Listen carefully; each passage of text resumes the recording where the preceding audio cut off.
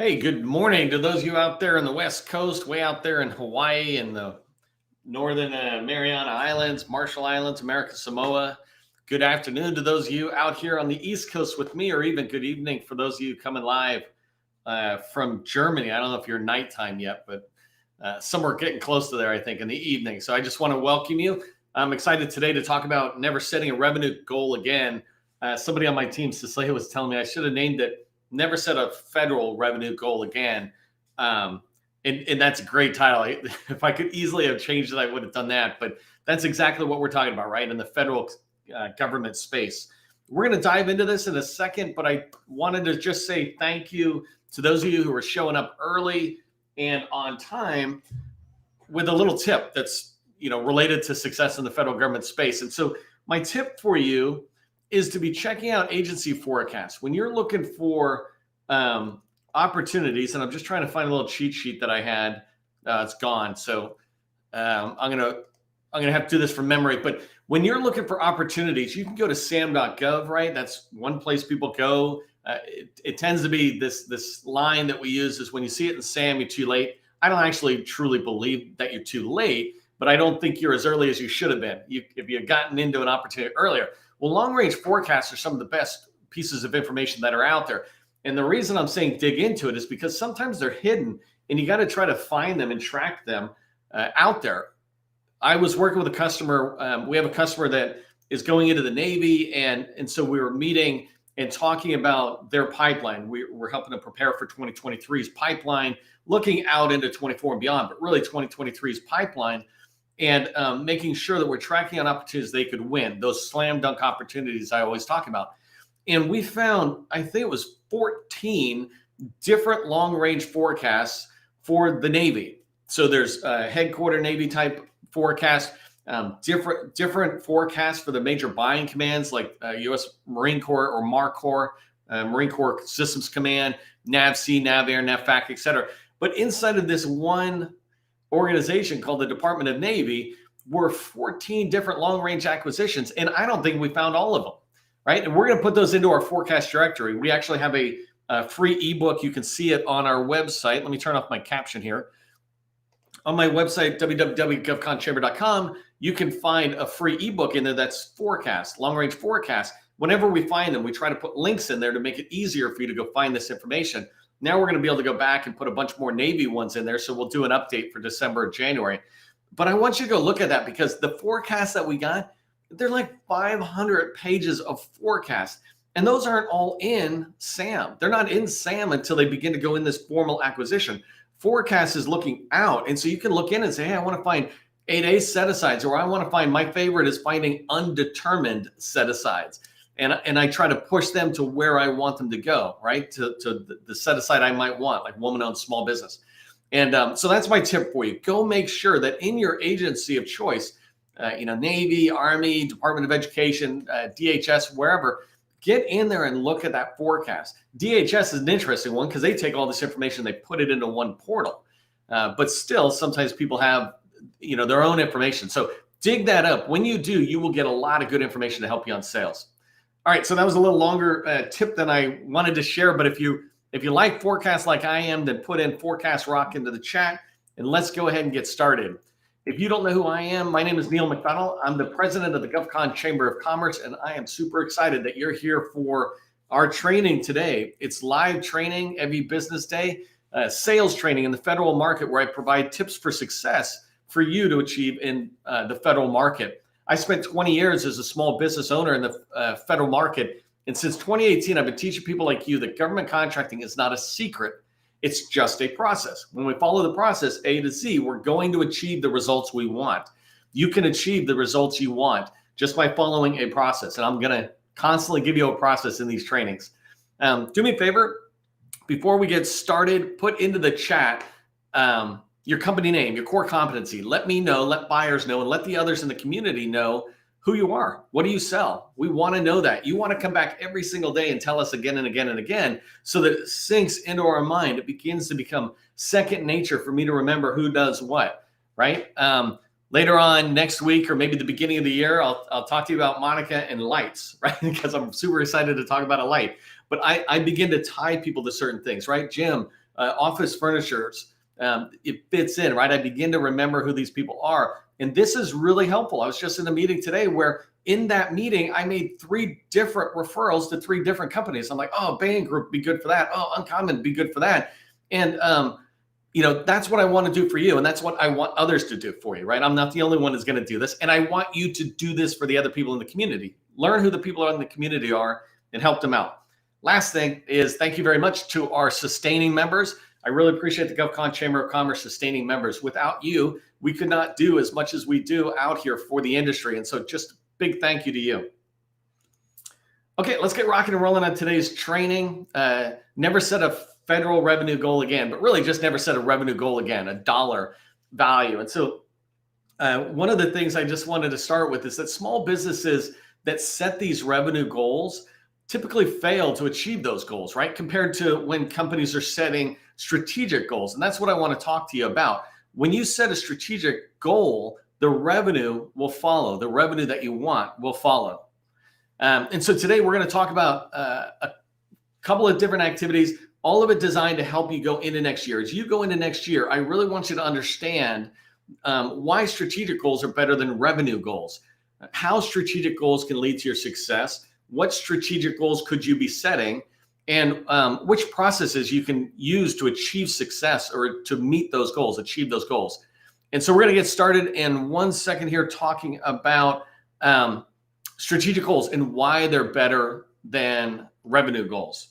By the way, if you haven't been here before with me, I move at a fire hose pace. You can always watch the replays. I make them instantly available, but I'm trying to get as much information as I can into a 30-minute session. So this is basically a 90-day workshop I might do on helping companies set their next year strategies with strategic goals, objectives, et cetera. And I'm shoving that down into 30 minutes. So that's why I talk pretty fast. If you got questions, put them in the chat. I'll be happy to come around and answer them after the training. So let's just talk about what are strategic goals versus revenue goals. Revenue goals, you can think about it this way, right? I want to grow my company $5 million. I want to grow it from a $5 million company to a $10 million company. And so in this scenario, I need to add 5 million people. And when I set a goal like that, and I look at how much my average hourly rate might be, let's say I charge $100 an hour average. In order to hit $5 million goal, I need 25 FTEs to be able to do that. But when and by the way, and that's thinking deeply into it. But when I set that goal, I'm just saying, hey, next year we're going to grow by 5 million. Our revenue goal is to increase by 5 million. But that goal is based on a January through December set of activity. You're billing out January through December, $466,000 or something every month in order to make 5 million. If you miss the first quarter, when you set a revenue goal of 5 million, for example, and that means you need 25 FTEs billing to hit that $5 million goal. When you miss the first quarter, the first 3 months, which is not unrealistic, if you're selling and it takes time, the government slips dates, et cetera, then by April, you're going to need 33 people billing for 9 months to get to that $5 million goal, right? And if it takes 6 months for you to get some traction, get a contract awarded, get in there, start being billable, you're going to need 50 people starting in June to hit your $5 million goal, right? And so that revenue goal is this fixed target, this fixed goal that you're setting. We want to bring in 5 million. Compared to a strategic goal, and I'll explain strategic goals a lot more in a minute in a few slides here, but a strategic goal that I might say is instead of revenue, I just say, I want to increase the company by 25 FTEs. I want to add 25 people to my company who are billable people to the government, right? And so the scenario is I'm adding 25 people at any rate. I don't care what the rate is. And we can come back and talk about that in a minute because you do want to begin to determine what type of people do you want. But I want 25 people. I'm not saying what rate, what dollar, anything. So it's not setting a revenue goal. And it's not based on a billing cycle of January through December, but an achievement. By the end of December for 2023, I want to add 25 people to my company. I believe that's a strategic goal that if I set, we will have a much stronger company at the end. And then keep in mind, if you miss a quarter, like if you miss the first quarter, just like I gave in the other example, you still only need 25 FTEs as you go along to hit that goal. So you miss 6 months because you're doing all sorts of activity, building relationships. It takes time to be outreached, get subcontracts in place, prime contracts in place, whatever it is. But even if that time continues to move forward before you ever bring on the first person, you can still easily achieve 25 people by the end of the year and hit your goal. Your goal never changes. So you have the whole 12 months to hit the goal. And so that's a really quick intro to the difference between revenue goals and strategic goals from my perspective. And so if you understand what I'm saying and you understand the difference and the value of setting strategic goals, do me a favor in the chat, put set strategic goals. Okay. So let's talk a little bit about why strategic goals are better than revenue goals, right? So one of the first things about a strategic goal is it gives you flexibility. And I want to dig into this a little bit. And when I talk about flexibility, right, you don't have this with revenue. I talked about revenue goal is so structured. You have to be making money from day one to hit that revenue goal. So if you think about revenue, meaning that you're earning from day one, you're either earning it from day one or you're instantly behind the curve. Think about a car. And I was trying to think about this with if I bought a new car and I go in and I'm going to a Honda dealership, not a Mercedes, I'm just Honda. Well, I go to a Honda dealership and I buy a car and I'm looking at it, it's a beautiful car and it's going to cost me $50,000, whatever cars cost these days. And I'm looking at that car and it's perfect. And I'm seeing myself investing in that car, which, we know is not an investment. The minute I drive it off the lot, it loses value. And the further I go from the lot and the longer I drive that car, the more it's depreciating in value, right? Well, think about it the same way. When you set a revenue goal, the further you go away from January 1st and the closer you get to December 31st, the harder it is to hit that goal. Virtually, it gets to the stage where it's impossible, right? And, one of the things that is tough about that is you're getting penalized. As you go along, your team is being penalized. But if you think about a strategic goal, right, you don't get penalized because you can push this through. So I talked a minute ago about revenue goal. If you don't get anybody billable within the first 3 months or that new group of people that you're talking about for hitting a $5 million goal, then you're going to need 33 people instead of 25 and 50 people by June. Well, strategic goals allow you to have 3 to 6 ramp up with none of that penalty. You can take the time to truly build a relationship. If you really watched our 7-step process, let me just share it really quick right here. If you look at the 7-step process, right, we talk about the 7-step process for success with federal revenue success is doing research, beginning to understand the primes you want to work with and maybe sub under, the agencies you want to prime with, finding opportunities you can fit. That's all research, right? And then you're targeting, you're finding the right people who you can reach out to and start talking to them about, hey, we're great. Why don't you use us, right? I'm boiling down sales into those 2 words or questions, but you do targeting, right? And then you start doing outreach. You're calling all these people. You're trying to find out who you can work with. And as you go forward, you're going to have to contact a lot of people because some people won't answer. Some people won't want to work with you. It takes a little time to find people. And so you can imagine that continuing to go, but all of that leads to you finding relationships, which then lead to opportunities. Well, so if you're trying to grow your company, you can expect that it takes a little bit of time in the federal space to get traction.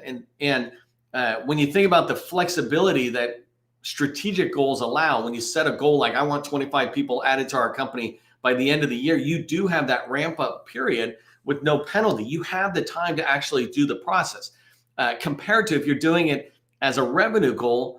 From January 1st, you're feeling behind the gun, you start behaving differently. You start worrying about, is it a waste of time for even to have a conversation with this person, that person? You're chasing the bigger and bigger wins or, oh, something over here looks right. Instead of creating a plan and following it, we're going to talk about what that plan can look like. So that's really important. If you understand that it's important to, and that strategic goals lead to flexibility and give you that flexibility and that time to achieve your goal, put flexibility into the chat. And I talked about, if you follow strategic goals, they'll lead to the revenue, right? So strategic goals give you the flexibility. Put that in the chat. Let's talk about this idea between this difference between strategic goals, which I call achievable, and revenue goals, which are immediately demotivating, right? So strategic goals, I can see, like I described, how you can get to that. You just keep working to follow the process and it'll come in, right? But it's not tied to dollars. But when you think about revenue goals, they're immediately demotivating to your team, to your company, to yourself. If you're trying to work on bringing money in to achieve a $5 million goal, if you don't get anything in January, then you feel it. We feel it instantly. We're like, oh man, we didn't get anything. Well, maybe we'll pick it up in February. We'll be all right. And then February goes by, right? And you're sliding into March, and then you start realizing that it's the end of the second quarter for the government. It's the end of the first quarter for you. And that begins to depress you because you start looking at that $5 million goal and you say, I either have to decrease that goal, which we wouldn't want to do, or I have to massively increase the effort. I guess significantly increase the effort, because a little later we'll have to massively increase it. So all of it is demotivating, right? You're constantly feeling like you're behind the curve on it. And that's not a way to feel, right? So you want to see your goals as achievable. And even as time goes, you still want to be able to see that they're achievable. Think about your team, right? If you have a company that you have bonuses for reaching goals at the end, people might begin to start thinking with revenue goals that they're never going to be able to get a bonus at the end of the year. And many people, we tie those bonuses to how we plan our money out, right? What we're doing at Christmas or through the holidays, what we're doing for, the next year. Can we go on vacation? Whatever it is that people do with bonuses, if the bonuses are tied to achieving a $5 million goal, it begins to feel like, we're never going to reach that when we start missing a month or two towards that goal. But when the goal is tied towards, when it's a strategic goal, then people can see how their contributions will fit in. And this brings me to the next bullet about this, is that teams can see their role, right? They can see their role as they go forward. A revenue goal is the CEO's goal. I want $5 more million added to our bottom line, top line, whatever, right? I want $5 more million added. That's a CEO's goal. But a strategic goal is all of ours. It's the entire company. It's the entire team. When we think about a strategic goal, we all begin to see it, right? We can see how we can contribute. We can see where our department, where I fit into that goal. They just seem realistic to everybody. When we say, hey, it's a $5 million goal, it's like, oh, cool, boss. Let us know how we're doing, right? We all sit back and wait to see how $5 million is going to happen. But when the strategic goal is around 25 people, or excuse me, when your goal is around a strategic objective or a strategic outcome, right? That strategic goal is realistic to everybody. We begin to see how we can fit in, right? And so that's what I want to talk to you about. It's like how teams can fit in. If you have a goal for 5 million, a lot of people just can't even see where they fit in.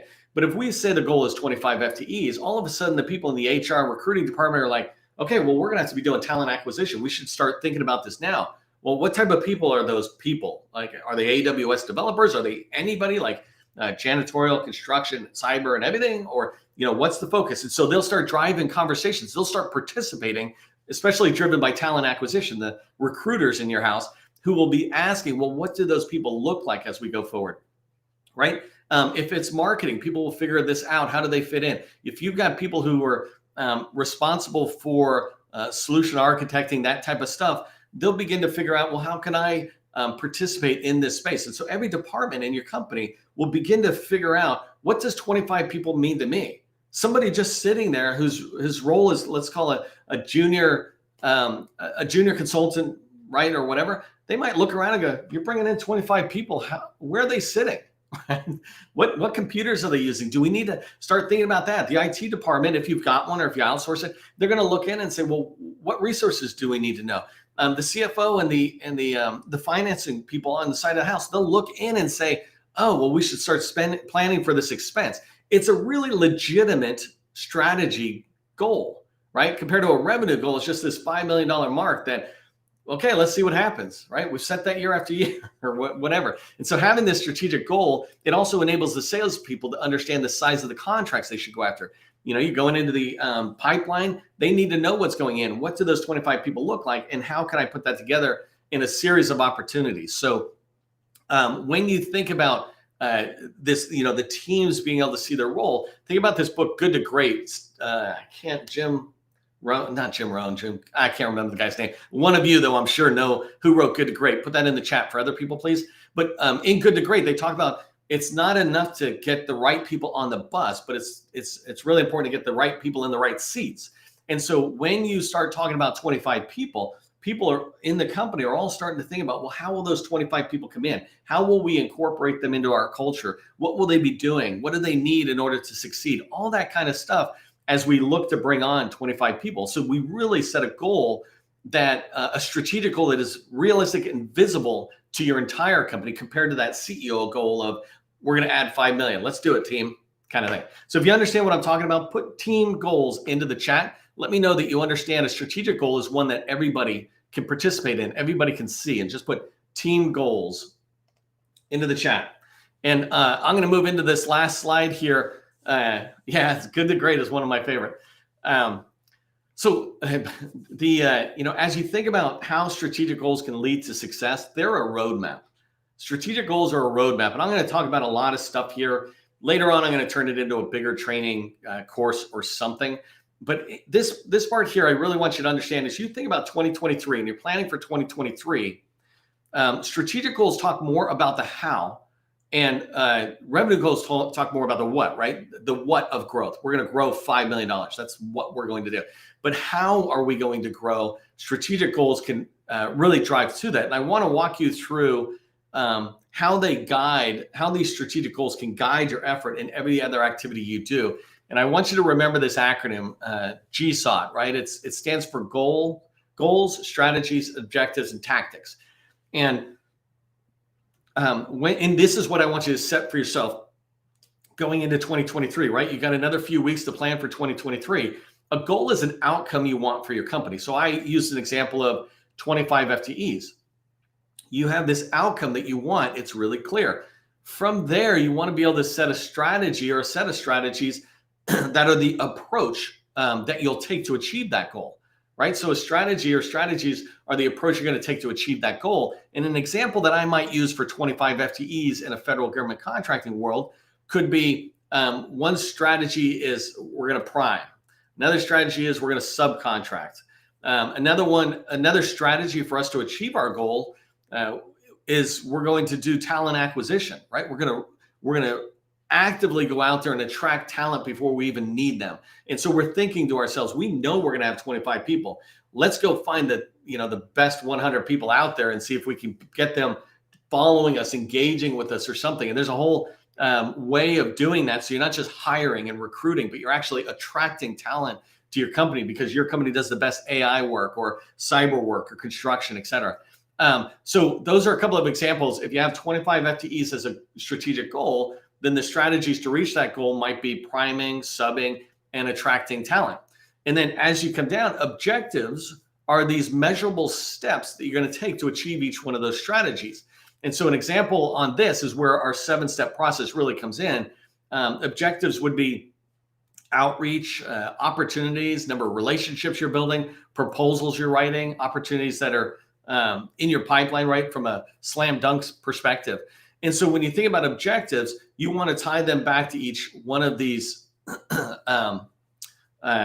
strategies. And so I might think about for the talent acquisition or attracting talent, I might put a strategy in place that is along the lines of, a YouTube channel or a podcast video. I might do live weekly events to try to just specifically attract the type of people we're trying to hire. If we want to hire some of the best AI people, I might do an event where I'm showcasing the next and best thing to those people. I'm training them how to do their job by bringing in guest speakers or something. That could be an objective that I set in order to achieve the strategy of attracting talent. And then the last thing are tactics. These are the tools that you use to meet the objectives. And so I talked about it a little bit on blending in like the platforms, podcast, YouTube or something. Those can be tactics as the tool to deliver that training that you do. But so a couple of examples that I would use in the federal space for tactics as you're driving towards those 25 FTEs are becoming a SME and a trusted advisor to the government industry. We're writing down that one of the tactics that we're going to use to meet our objective that lead to the strategies that go to the goal is to become a subject matter expert and trusted advisor. Okay, how? Well, that's what we need to figure out, right? That's what we'll talk about later in our company, right? Another one would be we're going to become a social selling firm, knowing that buyers look before they buy, right? Today, it's funny, I was listening to a book, it was like 10 years old, and they were talking about social media back then, right? And today, absolutely every single buyer is looking out, doing their own homework, their own research.